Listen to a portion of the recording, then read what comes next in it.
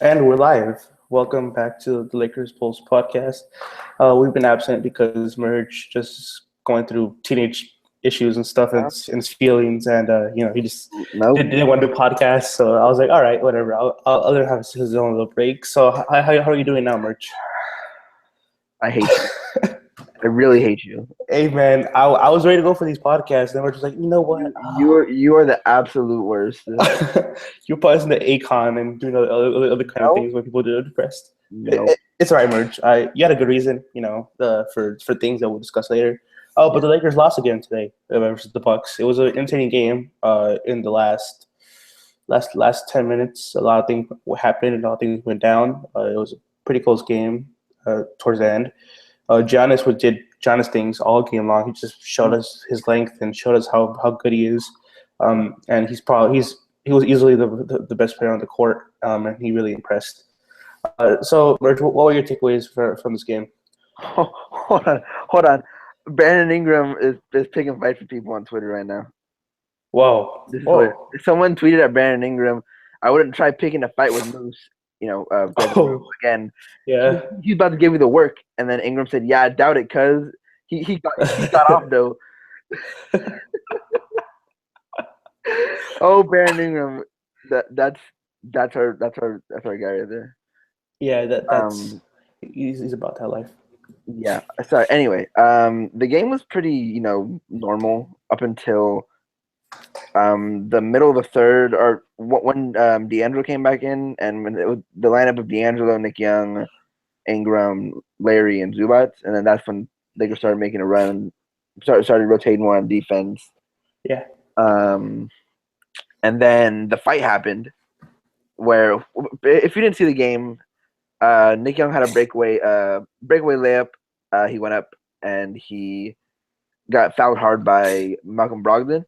So Nick probably wrongly, but Nick got up and reacted and pushed Brogdon. It wasn't a crazy shove, but he shoved him. And Mm-hmm. then Craig Monroe got up and literally tried to kill Nick Young, kind of. Yeah. He went for his throat. Nick Young almost like completely fell.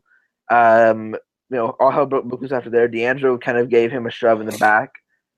Oh Uh, no, he did kind of give him a shove. He gave him a nice solid shove, nice solid push. it was kind of a cheap shot, but he was trying to stick up for Nick. And then Brandon Ingram, Brandon Ingram went up and he was trying to just like run Greg Monroe's fade. Like he was trying to like Whoa, whoa. run his fade. Like he was trying to square the hell up.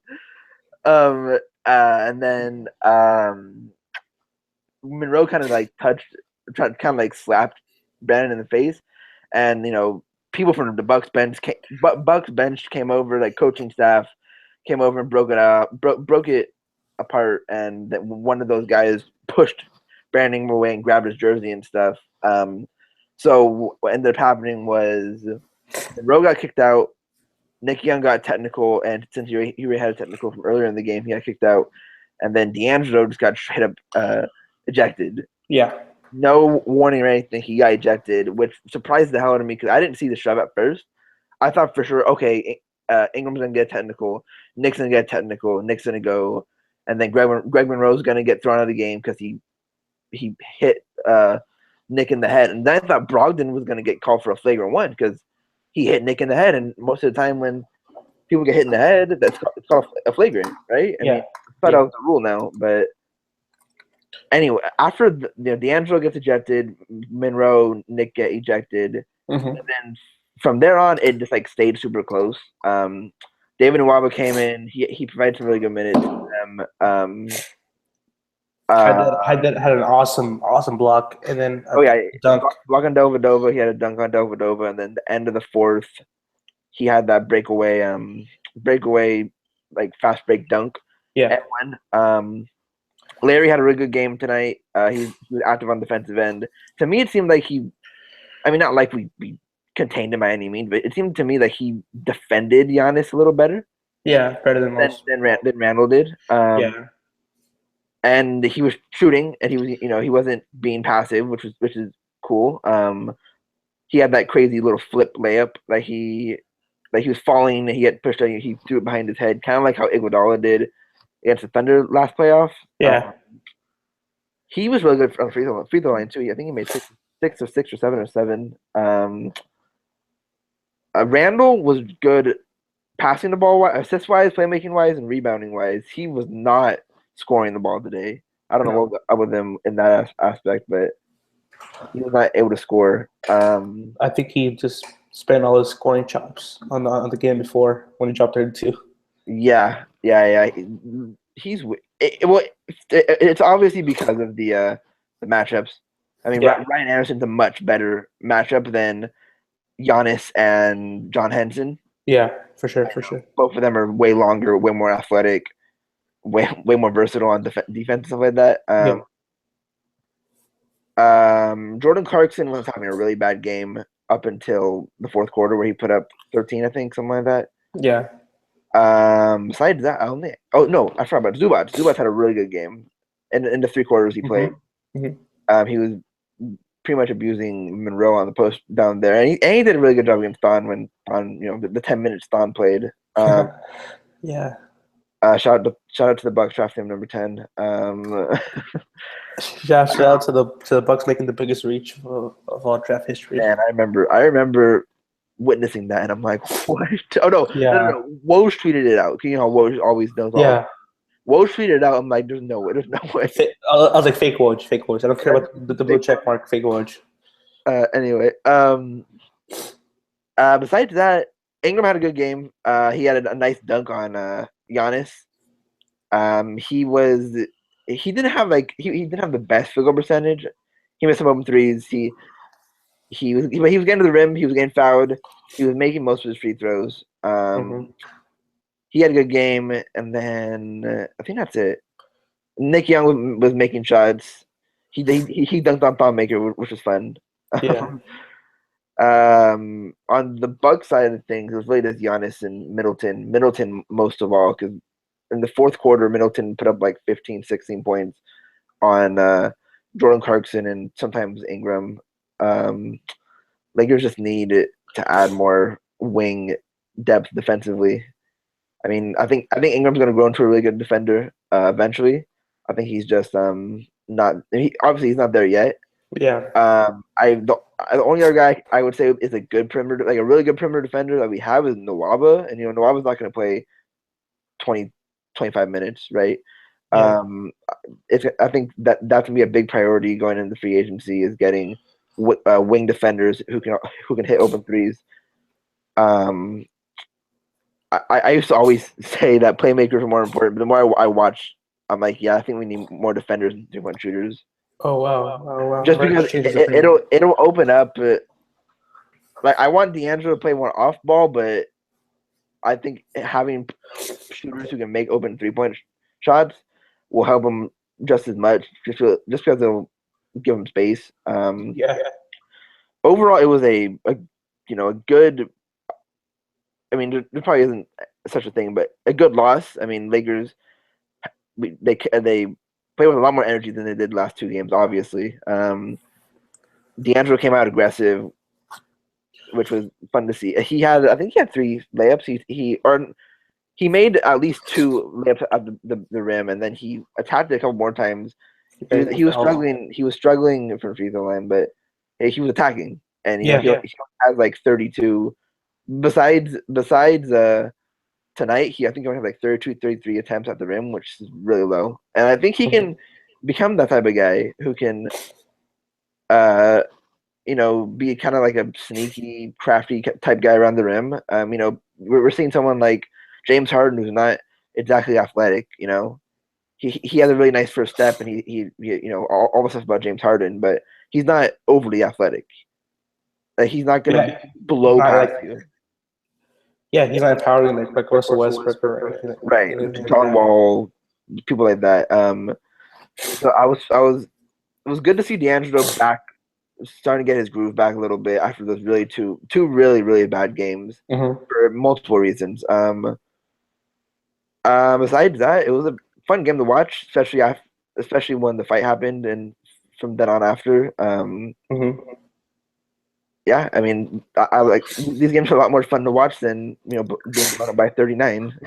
Yeah, D'Angelo showed a little bit more of like what he can do off ball. He had a couple good catch and shoot threes, which is kind of why we really want to see him have more off ball plays ran for him, more catch and shoot opportunities. And that's kind of why a guard wouldn't be a bad fit for Lakers if they decided to go that route.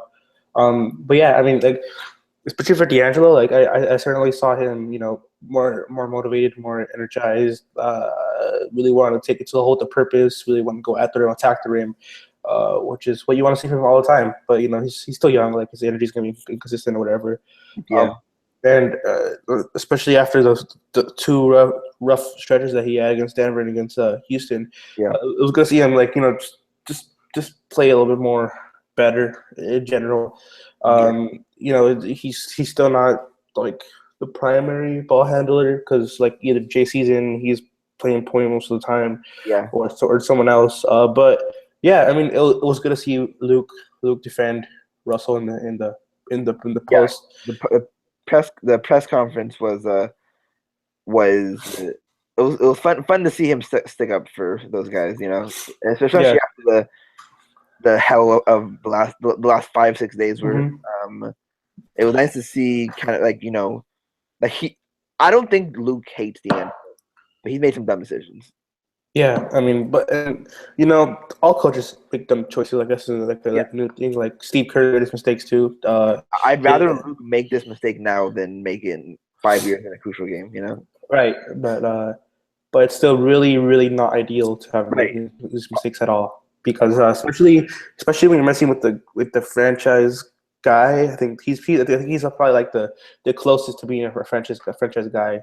At the moment, yeah. Yeah, I certainly see Ingram surpassing him in that role, but like for now, I mean, like the face of Lakers is D'Angelo. That's kind of like what he is. And to see him be pulled around this way, we might as well the benching. D'Angelo has been benched.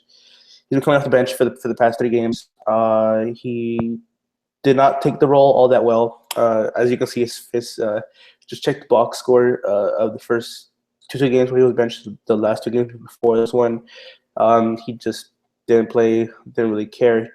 Yeah, you can tell.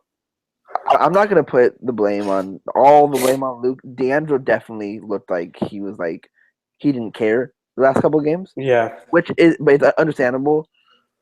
He definitely he was trying to those like lazy like fancy passes he was trying to do against Houston and just turning the ball over and just not really like looking like he wanted to be engaged.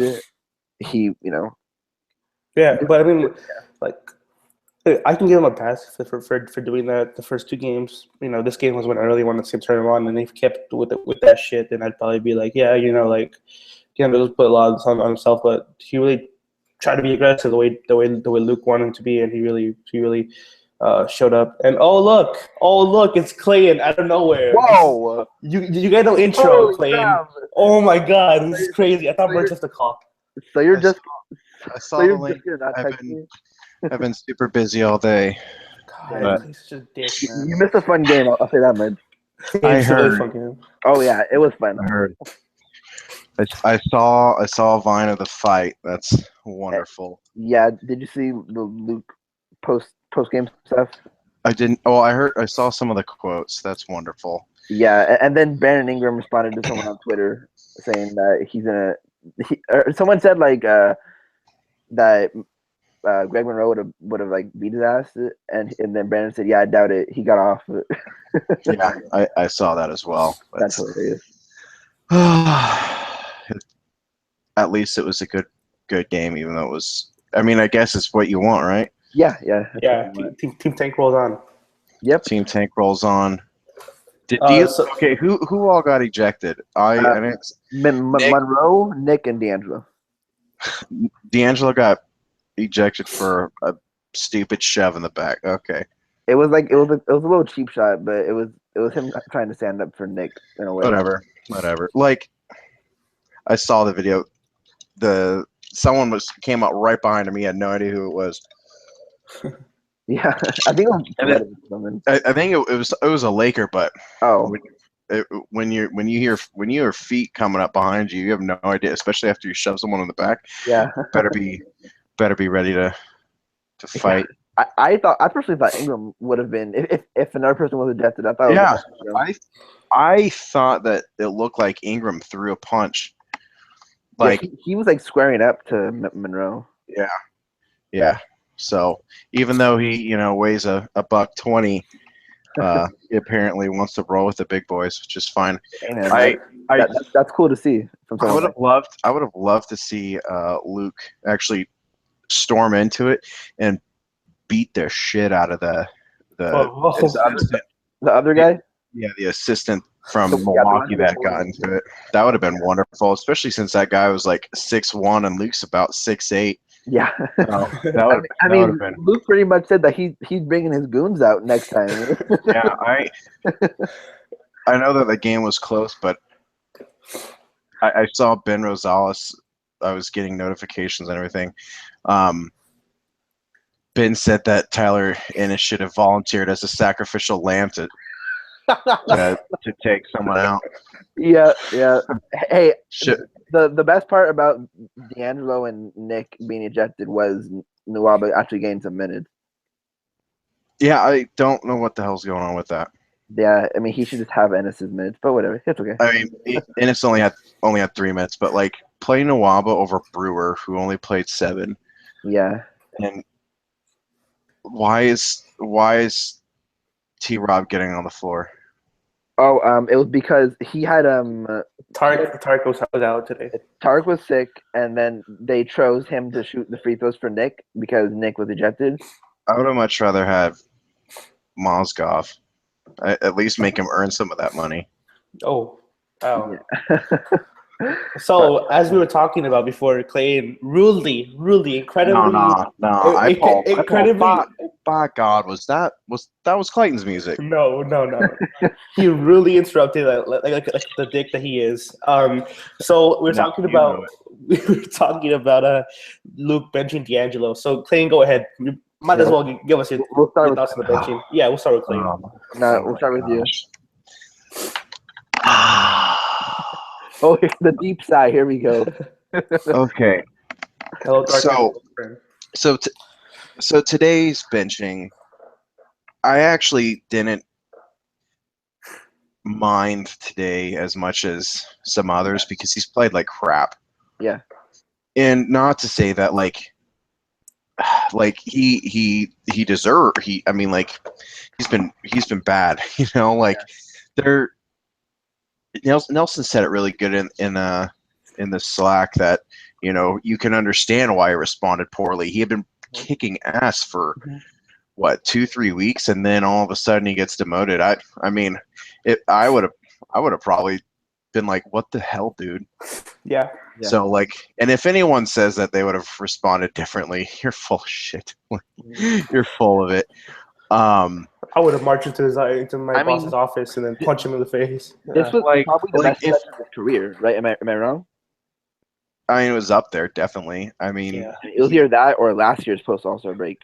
Yeah, I mean, he was doing good, but gotta get Jordan Clarkson some minutes apparently.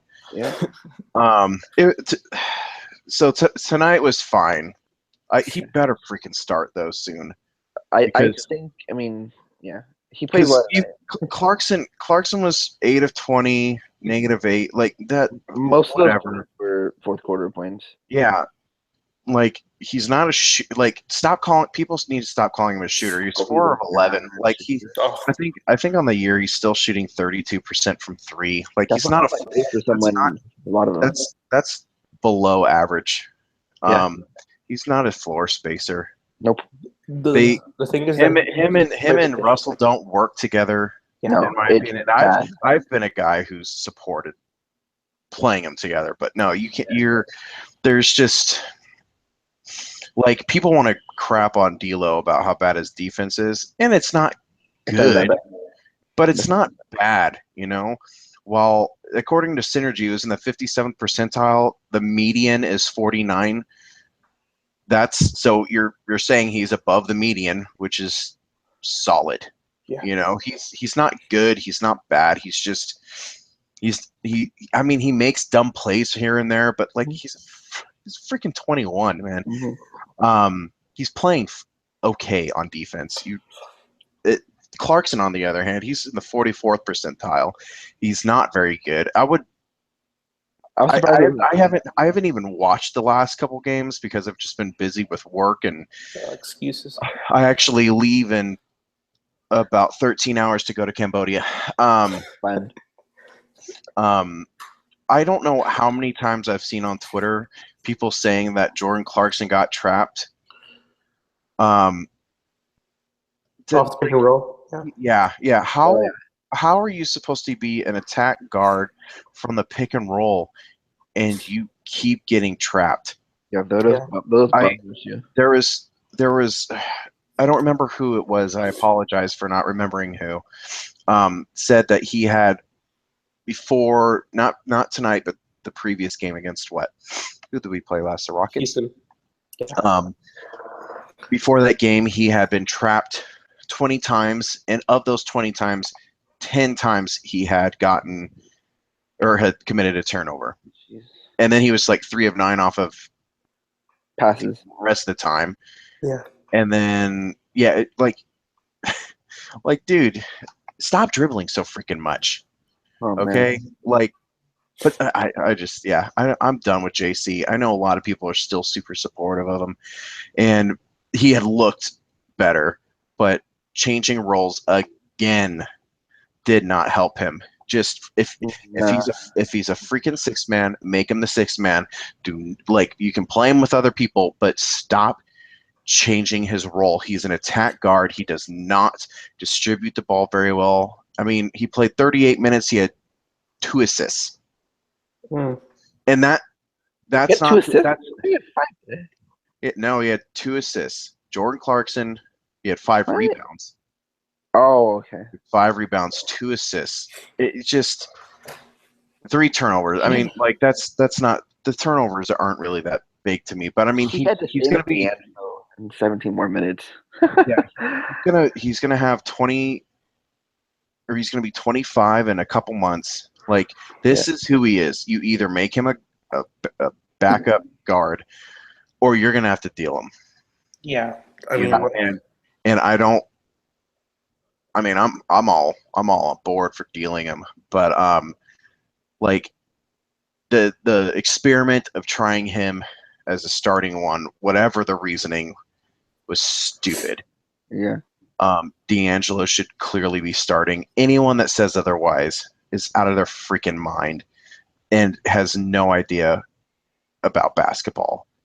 Like, there's no reason why he shouldn't be starting now. And especially since tonight, it looks, I mean, other than the free throws, he was fine tonight.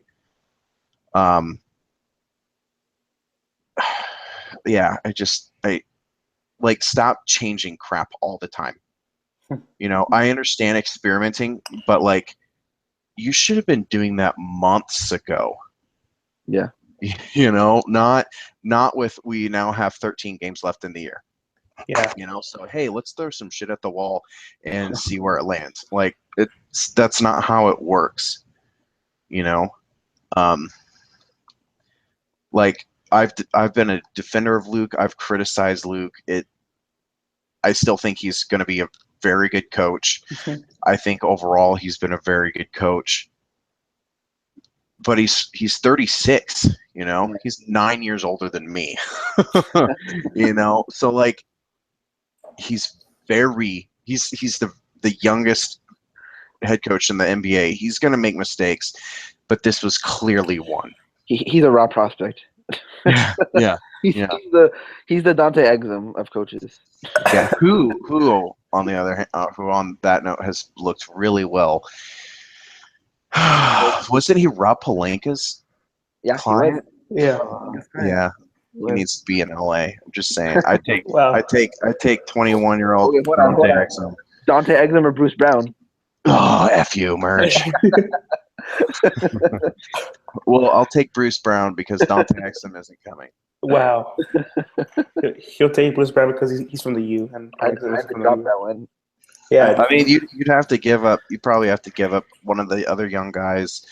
to get XM or some type of pick thing. And, Yeah. and that's even if Utah wants to get rid of him, and I don't think they do. So, Merge, after Clay went down like 5 rabbit holes in like 1 minute, what are your thoughts on D'Angelo getting benched by Luke? D'Angelo getting benched was it really just dropped out of nowhere, and it was like a nuclear bomb on Lakers Twitter. It literally it was. I have not been on Twitter very much since I it haven't been, happened. but it's still. I cannot handle how stupid people have gotten. It's really just impressive just how dumb people got. And I love Lakers Twitter. Some of the smartest people I've become friends with and whatnot, but oh my word, the takes. I'm sorry, Merch. It just oh my gosh, you've got to be kidding me. Yeah, like everyone was overreacting over how D'Angelo was sitting or standing up when Magic and Pelinka were talking to him. Like, oh my god. Oh yeah. Body language was on loose. Yeah. I mean, let's all be Dr. Clapper over here. Hey! In order to bleed purple and gold, you got to have a heart of purple and gold. Okay, guys. Just don't. After this whole thing has gone down, and after I've calmed down about the whole thing, I think it is more about Jordan Clarkson than it is D'Angelo Russell. And I think that this is kind of the front office deciding if they should keep him or not this offseason. Please. I think if I had to make some sort of prediction for the offseason, I would say Jordan Clarkson is going to be dope. Hot take. I don't know if that really is a hot take. I don't know. Well, I mean, it is to some Lakers fans. This is true, I guess. Clarkson, he's put up points, but he hasn't shot the ball well in the 3 games. I mean, he shot 7 for 19 in 2 straight games and 8 for 20 today. He shooting back from a 3.9 all year, really. I mean, he had like I think he started the year off like super hot and then this crashed back down to earth. And sounds about right for GC. And remember, this was supposed to be when he was gonna show that he's a really good shooter. Remember all those off-season videos? Those workout videos from that one Twitter account. Yeah, I remember those. For him working out with Drew Hanlon. Yeah, I'm less worried about D'Angelo now than I was before. I still think D'Angelo is our franchise point guard. I still think he's going to be on the team for many years. Whether Lakers, I mean, even John Ireland kind of admitted that, and Ireland has been a guy who wants to deal him. Yeah, like badly. Yeah, he's been trying to deal him for Damian Lillard, Russell Westbrook, Paul George, Jimmy Butler for the longest time. I hate when people are like, "Let's deal him for Damian." Like, oh man. Okay. So he sucks, but you're gonna get a superstar for him. Yeah. So what you're saying is he actually has high potential? No way. You can't have it both ways. Nope. I think that I don't know. I'm not as worried as I was when I first found it out. I first watched the games, and the comments were just weird from Luke. But I think more recently it's become more clear from what he's been saying, because he's been saying time and time again that we're not demoting D'Angelo. This is not we're not punishing him in any way. We just want to see what we have in Jordan. Even though I still disagree, because I think it completely killed his mojo for the year. I can kind of see where they're coming from, he's coming from. Yeah, I can totally see the reasoning. But just talking about Jordan Clarkson, I mean, like, he can get to the rim and he can finish, and when he does get there, he's pretty crafty. He can throw up a little floater, flick up a little shot, and make it. He's like he's done most of the year. But he thinks he can shoot. In his mind, I'm sure he thinks he can shoot because the last shot of the game, or at least the last important shot when I think it was Middleton made both free throws, and then they came down the court, and then Jordan Clarkson tried to cross over Giannis, and then stepped back and shot a three. Which Over Giannis. over By the way, Giannis. I love Middleton. Oh my Oh, word! yeah. We're same here. Sally Clay and Miss Middleton talk already. But JC is at 31.7%. So he's actually below 32%. He's down 3% from last year. Yeah. On nearly the same attempts. Which is not good. And that really kills a lot of the potential of the D'Angelo JC backcourt, which kind of look good on paper when we were talking about it last year. But this year, it's not going to work out. Jordan Clarkson needs to dribble the ball a lot. He needs to run. He needs to pick and roll. Just get to the rim. He's not a great cutter. He makes some good cuts here and there, but he's not a great cutter. So that kind of like kills any off-ball potential with him. So he really needs to be on ball, and D'Angelo needs to be on ball a fair amount too. And it just doesn't work. And I was really mad when D'Angelo got benched. I haven't watched really much Lakers basketball. I watched this game, but I watched some of Houston, and then I just checked out after a while because it was a blowout. I didn't really care. But yeah, I mean, like, it's fine if you're trying to try out with JC and trying to work this out. Like, I can see the reason. I strongly disagree, and I think it's still a stupid move, and it's a really, really bad move, and it killed D'Angelo's season. And if you want to do that, then you do it early on in the season, but you don't do it this late, especially when he was coming off this good run. Like, you don't like, even if you don't think that he's gonna see it as a punishment, like in his mind, in his mentality, like he's like, I'm getting benched for what exactly? Like for JC to get playing time, but I'm playing so good. Like, this is kind of the where we're talking about losses, like benching D'Angelo to lose more games and things like that, and how you don't want to do that. How his development is the most important thing. How they preach the development of the young players is the most important thing. Then why don't you write out D'Angelo? If he was like in a cold streak, if he was in a cold stretch where he wasn't really doing much, then that's more understandable, right? Then he could try things out or whatever.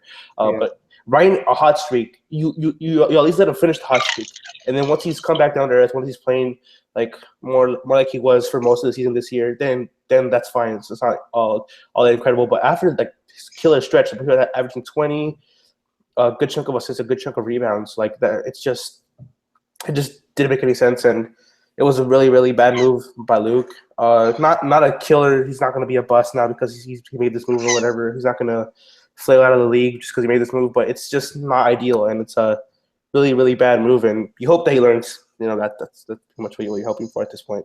Yeah. I wanted to add something about JC. When I was listening to the Low Post podcast today, when Bill Simmons was on, they were talking about Derrick Rose, and I think the way they described Derrick Rose reminded me a lot of Jordan Clarkson. Derrick Rose, he can't shoot. Wait. Let's just real quick talk about, like, when you bring up the name Derrick Rose, people are going to think like, oh my gosh, former MVP. No, go look at Derrick Rose now. He freaking sucks. Yeah. He's not very good. Third of the league point guard. That whole super team thing was a complete joke. He has, like, he doesn't have the athleticism he had. He's not good on D. He can't shoot. Like, you're talking about Jordan Clarkson too. Like, the way they're describing it, and he's not good off ball. He needs the ball in his hand. He is not a plus passer. It's just, it reminded me too much of a 25-year-old or 24-year-old Jordan Clarkson being described as, reminding me of a 30. How does Derrick Rose? I think he's still only like 28. What the heck? I'll look it up. He got destroyed. A guy who's way past his prime, and he's only 28. He doesn't turn 29 until October. He could have been so good. If he ever learned how to shoot. Yeah, but I mean, the knee problems kind of hurt him, obviously. I mean, I don't think it really mattered. He wasn't a very good 3-point shooter to begin with. God damn it, Clayton. it's just like I think it's you should trade him while he is kind of a big. I think people still see him as better than D'Angelo outside of Lakers. And Brooklyn. hey, I've had the same trade in my head. If we can get Karis LeVert for Jordan Clarkson, I am Karis. I've never heard it actually said Karis. I've always heard Karis. well. Funny. Whatever. If we can get LeVert, then I'd be Hell, very I happy. would take Rondé Hollis Jefferson. Yeah, I mean, yeah. I mean, I'd defend at least, even though he's not a shooter. But yeah, I think I'm just done altogether with Jordan. And it sucks because I really liked Jordan his rookie year, but I was so excited when we bought that pick, bought the rights to him. yeah, He's a future superstar, though. Don't. guys, And I don't like talking bad about our own players, but like, I know. the move was stupid. You know, like it was just stupid. Yeah, it was bad. I tweeted out. I think during the Denver game, a John Wooden quote. It's something like, "Activity does not equal achievement." Mm-hmm. Okay, so just because Clarkson is bouncing around and he looks like he's doing a lot doesn't actually mean Yeah, jack. It doesn't mean anything. You know, like oh, you're moving a lot, but you're actually wasting all that movement because you're not actually doing what you're supposed to be doing. yeah. So, I mean, I don't know how many times I got like, oh, look, Clarkson is dribbling still.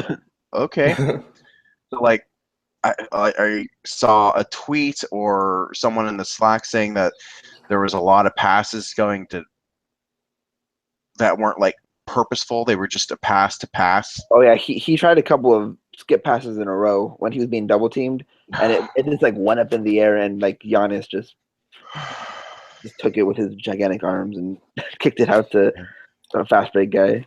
His go gadget arms. Yeah. Yeah. All right. So for our last segment, the NCAA tournament's happening, so that's exciting. Except for Clayton because he doesn't like watching college basketball or whatever. I only enjoy watching prospects. I don't care who wins, just as long as the prospects look good. So speaking of prospects, the Lakers have the number 28 pick, or probably around that 28, 27. 27, 28. Yeah. Pick, and then you also potentially have a second round, early second round pick, or a top 3 pick. So I want you guys all to give a name and why the Lakers fans should watch it. Go ahead, Clay. Oh, here you go. I'm taking my hat off this. Since there's two guys available. Okay. First off, my boy Bruce Brown. Of course. Let me take if he declares and he's available at 28, you think the basketball gods, in my opinion. God, because I have him at 9 or 10 on my big board. 12. I'm at 12. Yeah. And I could see there's reason why he would slide to 28, but I could also see him going as high as 16. Yeah. I admittedly I have him higher than most. I'm probably the only person that has him in like top 10. Yeah, top 10. I don't want to say like I've completely soured on this draft class, but like there are so many guys that I'm just like that I want to take that guy in the top 10. Want to take him in the top 10. I want to take any big man in the lottery. Any big man. Shout out to Robert Williams. Yep, I would not. I love Robert Williams. If you've watched the For the Culture podcast, I had him. I think at what 8? 8, yeah. I would not take him in the lottery because I wouldn't do it. I wouldn't take Markkanen in the lottery. Oh yeah, I wouldn't.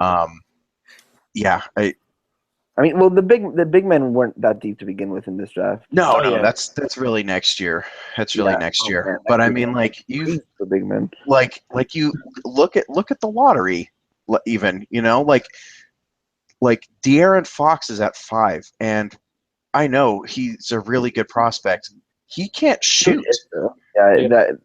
I mean, if the shot drops, then yeah, but that's a huge Yeah, if. like Markkanen has no idea how to play defense at all. Nope. Dennis Smith, we have no idea what to expect from him. He slipped to 6. Mm-hmm. I mean, really depends on what you think of Malik Monk. He's going to have to be an elite shooter, and I know a lot of people think he could be, and I think he's a really, really. I think he's a better shooter than anyone last year. Shout And out to last Jamal year. Murray. Shouts to Jamal Murray. Man, you guys always bring up Jamal Murray. Always gets me mad, but whatever. I mean, Keep maybe stop being such a baby about it. Shout out to Buddy Hield. He stopped being Mr. Baby about him. Okay. Yeah. Shout out to Buddy like, Hield. Pretty much like if- breastfeeding Bruce Brown, but yeah, I'm the one being a baby about someone. Yeah, totally. I mean, I said I think that he's in that 25 to 35 range if he declares. So, I mean, if you get him at 28, I think you're very happy. The guy that Draft Express has, Sime. Oh, I have. He had a huge dunk today. Yeah. Well, Huge he looked game. really good. Yeah. From all the highlights I saw. He's a 3-4. There's no point in having him on the Lakers. Wow. Unless you're going to be dealing someone. Yeah. One that people really like, Bam Adebayo. No, thank you. That guy he is not. Hey, merch. Guess what? Hey, no, don't you dare! It was Nelson's fault. I Bam is asked Nelson for not a confirmation. long three. I asked Nelson for confirmation. I didn't do Mixed anything. in with a 7'1.5" Check the wingspan. receipt. He's I didn't do anything. not, I asked not you, very long. and you agreed. I'm like, okay, Nelson says that he has a long wingspan. Then Yeah. I'm gonna keep going with this. I mean, okay. Yeah. I mean, but like a lot of the guys that we were hoping for, it just like 2 weeks ago, Donovan Mitchell, I still like Donovan Mitchell. he might go like Top 20. 14. Yeah. Like Luke Kennard could go 18. Right now they're 10. both slotted at 20 or 21. Yeah. I mean, maybe OG slips because people are worried about the knee. I So you're, in my opinion, you're looking at it like a Bruce Brown or a Josh Hart. I'm not as high on Hart as a lot of people, but he's a very good player. I'm not taking Caleb Swanigan. He has no idea how to defend. but he's a stretch big. He's a stretch big, but people need to go listen to the last What's on Draft podcast. I want to say it was Mark Whittington. I'm sorry for plugging people all the time, but I believe it was him. It might have been him or Cole Zwicker. I apologize to whoever it was. One of them was saying that the idea of a stretch big is incredibly overrated nowadays. If you want a guy who can stretch the floor, this is verbatim what one of them said. Go get a guy like Anthony Tolliver who can get you a couple threes real quick. You need a guy at the 4 that can provide a threat of an open shot, but you need a guy who can defend. Yeah. And Caleb Swanigan has no idea how to defend. He can't defend the rim, which is hilarious because he's got a 7'3.5" wingspan, and he can't defend in space. So what would be the point? He's still really young, but I'm not taking him in the first. I'm not taking him in the first round. I mean, maybe you could look at a guy like Jawan Evans as well, a young he's a nice point guard for Oklahoma State, a backup guard. That would be a guy I would be looking at if you lost the pick and you had number 32. Yeah, so he'd be a fun guy to pick up. So my 3 guys, obviously, Bruce Brown. I'm not going to spend a ton of time on him because Nelson will probably be pissy at me and try and bag on him real quick. Don't take the guys I was going to talk about. Josh Hart and Jawan Evans. Okay, I thought you were going to say someone else, but yeah. Who did you? Bridges from Villanova. I don't think he's declaring. If he declared, I think someone would take him in the lottery. Just that he's so efficient shooting. Like his usage is really low. He's so efficient. and after watching him, he's like OG Anunoby. He's the best perimeter defender in my opinion. OG is. Yeah. Okay. He's long. He's strong. He's athletic. He can sink his hips. If you watch him, Mikhail is just a bit behind him. Oh man. So you're looking at possibly the second best perimeter defender in the class, and he's. Let me. Drafted Stress's wingspan is from 2013, so he might be longer. Oh, Mikhail. Yeah. He's 6'7" with a wingspan. Where is it? 7 foot. 7 foot. It's estimated to be a couple inches more from more I've seen. So he's more like 6'7" now, with like a 7'2" wingspan, which is freaky. He's also like Ingram's wingspan, but like 3 inches shorter. He's shooting 71% from 2.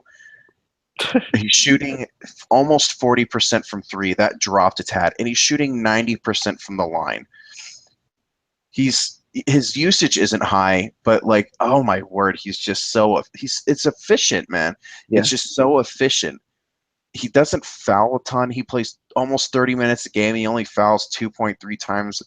He doesn't turn the ball over a ton. It's just Mikhail. I'm gonna call him Mikhail Bridges. I don't know if it's like pronounced another way, but that's just a cool way for me to say it. But my two dream guys would be Brown and Bridges. To be honest, like I know a lot more people have Josh Hart higher because he can create a bit more. I don't think Hart creates more than Brown personally, but no. I don't think he does either. Brown also is a 2 being forced to play the 1, but he's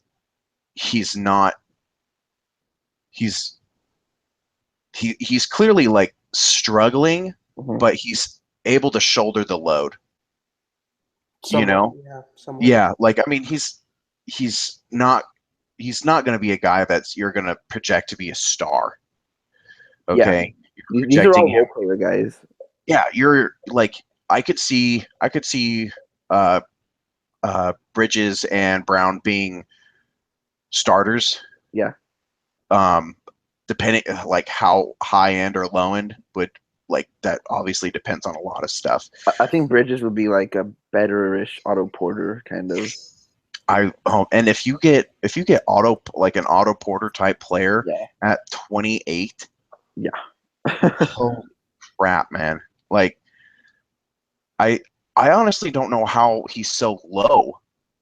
Right now he's currently ranked at 57 in the top 100 prospects for DX and number 23 for the 2008 mock draft. Like,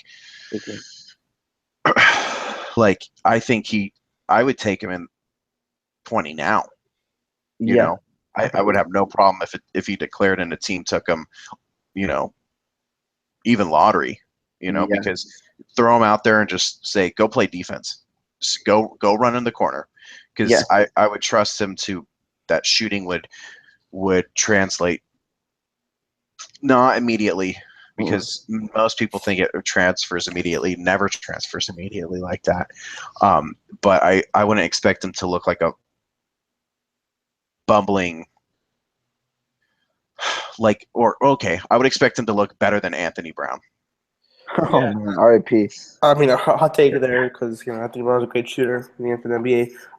But yeah, I mean, like Anthony Brown hasn't been able to shoot at all. So Ingram's a better shooter than Anthony Brown. I mean, let's. Yeah. I'm pretty sure I'm a better shooter than Anthony Brown. So, if it's anything like your handwriting. Oh wow! Okay. Shots fired. Shots fired. I can't even argue that, honestly. My teachers are all probably nodding their head right now. Yes, the handwriting terrible. I'm sorry. That's a personal shot claim. Low blow, man. Come on. I had to do that. That's off the air. Come on, man. But I'm not even gonna let Merch talk because he already gave us one name, like Bridges, and that's it. But my guy is Jonathan Isaac. Clay gave us 5 guys. He stole our names. But At 28? Yeah. no. Well, I said I said guys to keep your eye on. We might keep the top 3 pick. So Oh, I didn't Yeah. even. I mean that's just the top guys that are talked about so often. Like they're just. I agree. Like, Yeah. I agree about Isaac, He was but like, awesome yesterday. I don't know. Josh Jackson might have a legal issue now. Maybe, yeah. That doesn't sound good. And if it's violence against a woman, then I'm very much against taking him. Then, because that's I've heard conflicting reports, but yeah. yeah. And I'm not saying he's guilty. Yeah. Okay, I don't want it coming off like that. But if it is found out that he is guilty, that would be someone I would not support. Lonzo may be creeping up on my board. Like, yeah. Tatum is up. De'Aaron Fox isn't in the conversation. At 3, I think you're looking at like Jackson, Tatum, Isaac. And I mean, if you get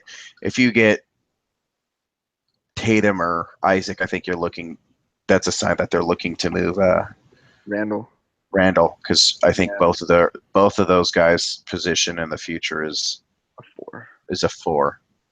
And even Ingram's 4. Yeah. So yeah. But I think Ingram's that the switchability. Oh man, that'd be The switchability when it like especially with Isaac. Wouldn't it be as it wouldn't be as crazy. Right. Yeah. I think Ingram would be slotted at the 3 spot just because he's probably the best 3 out of them. Like, I think, I think at that point it'd be positioned. But yeah. Of course. Yeah. A guy that should not be an option. I don't want to see it again on Twitter. Lauri Markkanen is not. Oh man, I remember. I forget which Lakers account. One of those, I think it was Lake Show Life or something. But they like said, "Would you trade the number 3 pick down for the Kings 2 pick?" And someone responded with Dennis Smith and Markkanen, and have Markkanen play the center. Do you want every point to be scored on us?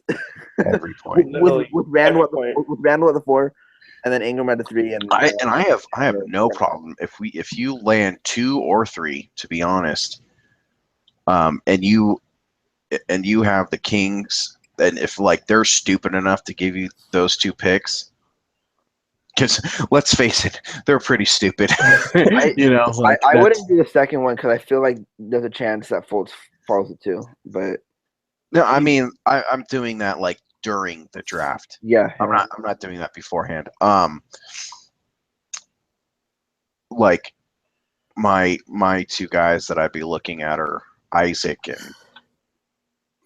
I wonder who the next one is. Isaac and. Jason Tatum. Couldn't be Frank Ntilikina. Of course not. Couldn't be him.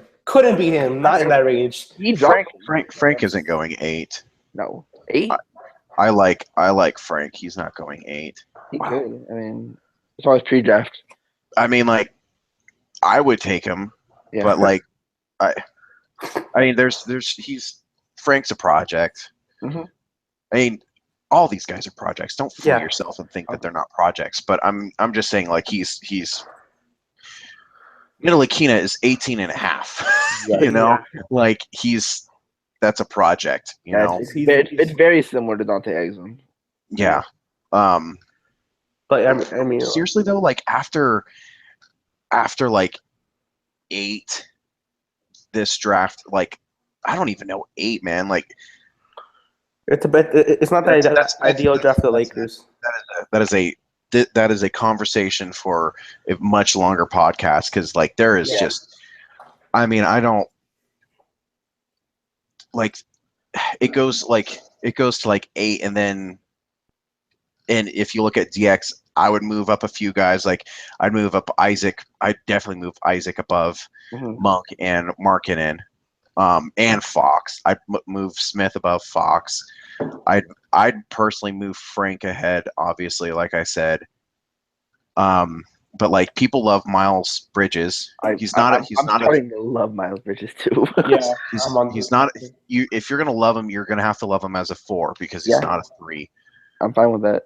Yeah. But like Justin Jackson at 13. Nah. Ferguson at 14 is Ferguson at 14. Like I soured on Ferguson after listening to the What's on Draft. He's terrible. He's bad. He's really bad. Yeah, he's bad.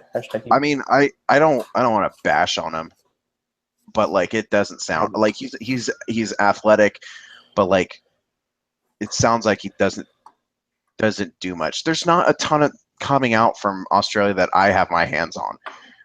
Like I can watch the DX videos, but like,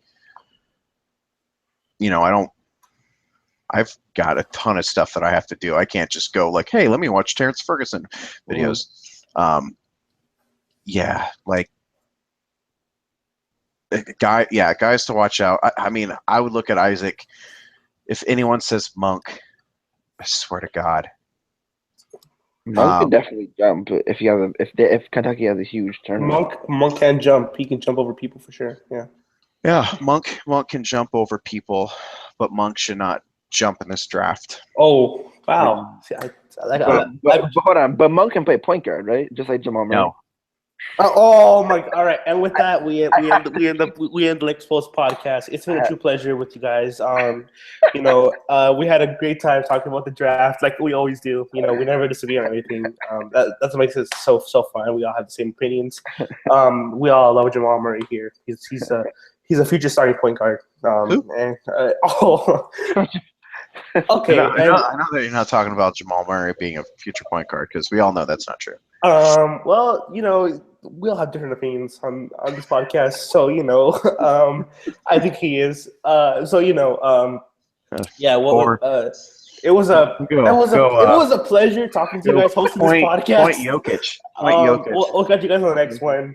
Peace.